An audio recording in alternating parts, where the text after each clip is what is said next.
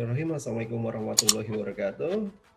Waalaikumsalam warahmatullahi wabarakatuh. Terima kasih ya kepada seluruh panitia ya yang sudah mempersiapkan acara ini, dan terima kasih khususnya kepada Bapak Dr. Hasto MPD yang telah memberikan saya kesempatan untuk mereview ya, untuk menganalisis buku karya Bapak yaitu Meraih Bintang.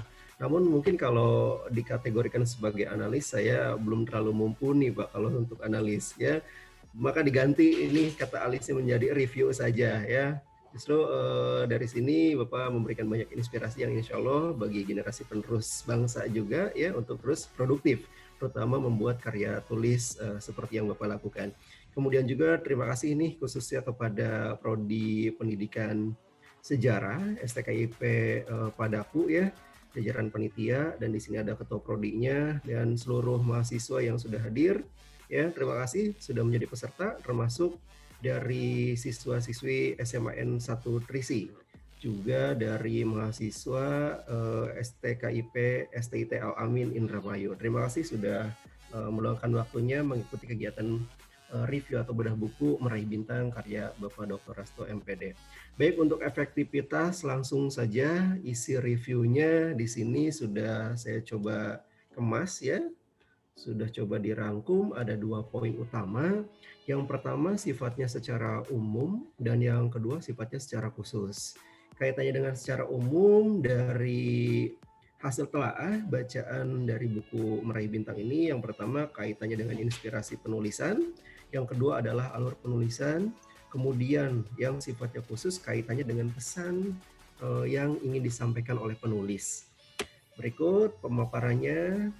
Nah, di sini alhamdulillah ya overall juga sudah disampaikan oleh penyaji yaitu Bapak Dr. Hasto MPD. Tadinya akan saya tanyakan gitu, kenapa di cover itu tercantum biografi. Namun sudah diklarifikasi bahwa memang buku tersebut yaitu autobiografi. Karena apa? Kaitannya dengan penulis mendeskripsikan mengenai proses perjalanan hidup penulis itu sendiri. Ya, maka sudah klarifikasi bahwa memang betul itu bukan biografi melainkan autobiografi. Kemudian di sini untuk alur penulisan, ini yang sifatnya masih secara umum. Yang ditemukan hasil telaah di sini luar biasa, Pak Dr. Hasto sudah menyampaikan penyajian karya tulisnya ini secara komprehensif. Artinya mulai dari awal beliau bagaimana menjadi seorang anak dalam tanda kutip buruh tani sampai meraih gelar doktornya. Ya, secara terpadu di sana sudah menjelaskan bagaimana proses itu dilewati beliau ya di sela waktunya beliau bersekolah, namun juga membantu kedua orang tuanya, sekaligus di tiap tingkatan sekolah beliau juga menjadi seorang aktivis. Jadi sudah sangat komprehensif sekali, sehingga kalau misalkan masyarakat awam pun membaca buku ini jelas mengikuti alur ceritanya ya. Sebagai contoh mungkin saya coba tanya ke Kang Tajudin Syukur, boleh diaktifkan Kang? Oh, siap Pak, siap. Ya, kesannya gimana Kang setelah membaca? Sudah membaca Kang ya? Sudah Ya, membeli belum nih? alhamdulillah sudah Pak. Kemarin Kalau diberi beli hadiah sekarang, bukunya. kalau belum beli sekarang gitu ya? Oke, siap. Jadi Kesannya bukunya gimana Kang setelah membaca buku Meraih Bintang? sangat memotivasi ya Pak, menjadi inspirasi saya. Gitu. Bahwasanya Oke. saya juga anak seorang petani, harus ya minimal saya harus bisa para yang anak petani dengan membaca bukunya bisa menjadi orang besar. Saya juga anak seorang petani, kenapa saya tidak bisa gitu. Luar Itu biasa. menjadi motivasi pribadi diri saya sendiri gitu Pak. Baik, terima kasih Kang Tajudin ya. Jadi betul apa yang disampaikan Kang Tajudin ya, pasti pembaca itu langsung mengikuti alurnya, bahkan memang langsung termotivasi mengikuti bagaimana proses beliau untuk meraih cita-cita. Sepertinya Kang Tajudin disampaikan ternyata memang betul ya, latar belakang itu tidak menentukan kesuksesan kita, melainkan proses yang baiklah yang insya Allah akan menghasilkan hasil yang baik pula ya. Kemudian yang kedua, dari alur penulisan ini jelas sangat inspiratif sekali. Ya, sangat inspiratif sekali. Karena apa? Dari awal bercerita, dari autobiografi tersebut sampai akhir, di sini memberikan banyak sekali ya inspirasi terhadap kita bersama, apalagi regenerasi milenial yang sekarang nih. Kaitannya dengan bagaimana proses yang dilalui ingin melanjutkan ke Sasi ya. Kalau dulu berarti Sayu, namun ternyata atas saran kedua orang tuanya bersekolah di SMA Negeri 1 Panhaur, namun berbagai peluang ternyata diraih di sana. Itu menginspirasi juga ya. Kemudian dari sana melanjutkan ke jenjang perguruan tinggi yang lebih lagi, S1 sampai mendapatkan gelar sekarang S3. Dan dari sana bukan hanya pendidikan formal yang diikuti oleh beliau, namun juga pendidikan di luar kampus ya, melalui organisasinya yang beliau sukai ternyata memberikan efek dampak yang luar biasa untuk pengalaman hidup beliau. Kemudian yang berikutnya di sini alur penulisan itu bersifat informatif, apa yang disampaikan oleh Pak Dr. Hasto ini. Ya, kenapa informatif?